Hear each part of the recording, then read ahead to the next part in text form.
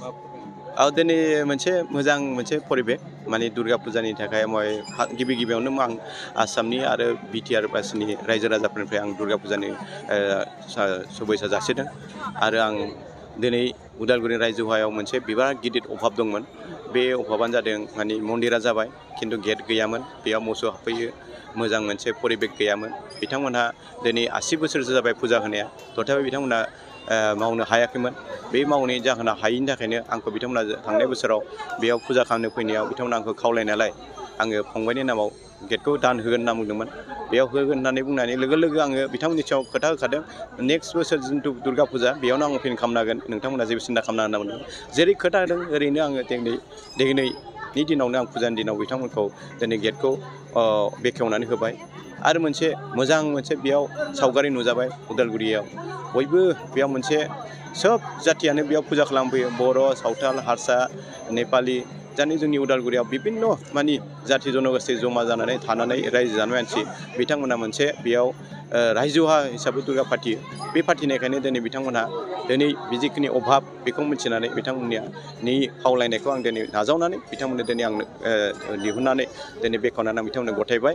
आरो दुर्गा फुजानि दिनाव आङो दुर्गा मातानिफ्राय आङो मोनसेल' आशीर्बाद बिदों, जोंनि जायगायाव असान्ति जानाङा, सान्ति लाबोनांगौ आरो जोङो खौसेथि थानानै जोङो रायजो जालायनांगोन। बेनो आङो उदालगुरिखौ आरो जोङो जेरैखि जाया जोंनि मानसिफ्रा सान्तियाव लाखिनानै जोङो दावगालांनांगोन। बेनो आङो दुर्गा मानिफ्राय आङो आशीर्बाद लानानै दिनै रायजो राजानिफ्राय दिनै फुजानि दिनाव आं बेखिनिखौनो बुंबाय। बेनो जोंनि उदालगुरि डिस्ट्रिक्टनि आन्दाराव बहुद माने गिर्जायानो होन मन्दिरानो होन दिनैसिम जों जौगानो हायाखै। बेखौ नुनानै दिनै रायजोफ्रा आंखौ बबावबा गिर्जाफ्राव खावलायो, बबावबा मन्दिरनिफ्राय खावलायो। बेखौ नुनानै आंबो थांदों, थांनानै आं जि आंनिफ्राय खामायनाय धोन बेनिफ्रायनो आं एसेबां हायो एसेबां आं फोसाबनो थाखाय आङो धोरोमनि बेलायावनो होन, फरायनायनि बेलायावनो होन, सोरबा दुखिया एकदम बेमार आजारनि बेलायावनो होन, आं बिथांमोनखौ आंनिफ्रायनो आङो एसे सहाय खालामदों। आंना उद्देश्यआ बेनो, जोंनि जायगायाव जोङो बिदि धोरोमनि जायगायाव जों दासिमबो एसेबां बोसोर जोंनि आखायाव सरकार फैबाय, थेवबो बेबायदि जेनेबा धोरोमनि बेलायाव बिसोर मन्दिरफ्रा गिर्जाफ्रा बिदि थानांलामोन। बेखौ नुनानै दुखु नाङो आरो दुखु नांनानै दिनै रायजोफ्राबो दुखु मोननानै आंनिफ्राय खावलायनायखाय आं एसे एनै सहाय खालामदों। आरो जेबो गैया, बेनो जोंनि जायगानि जिखुनु अनुस्थानफ्रानो जौगानांगौ, बेनो थांखिया। आरो बेमार आजारफोरखौबो हायोब्ला आंल' नङा, आंबायदि जिखिनि फालांगिरिफोर बिथांमोनाबो जुदि सहाय होनो हायोब्ला निस्सय जोंनि जायगायाव बेफोरबायदिया लासै लासै खमायलांगोन होननानै सानो ना।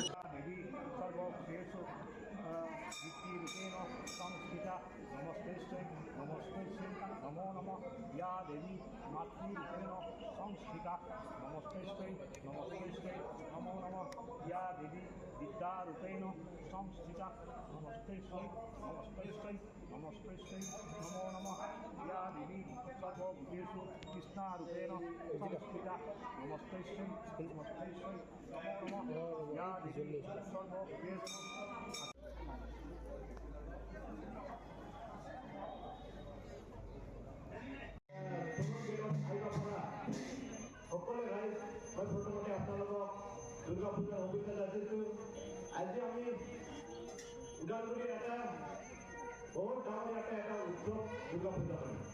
দুৰ্গা পূজাটো আমি মাত্ৰ পূজা মাত্ৰ নহয়, এটা ইয়াতে উৎসৱ হিচাপে ইয়াতে আমি পালন কৰোঁ। ইয়াতে বিভিন্ন জাতি জনজাতি ইয়াতে এক হৈ পেলাই আমি ইয়াতে বহুত বছৰৰ পৰা এটা আমি দুৰ্গা পূজা পাতা দেখা পাই আছো। আমি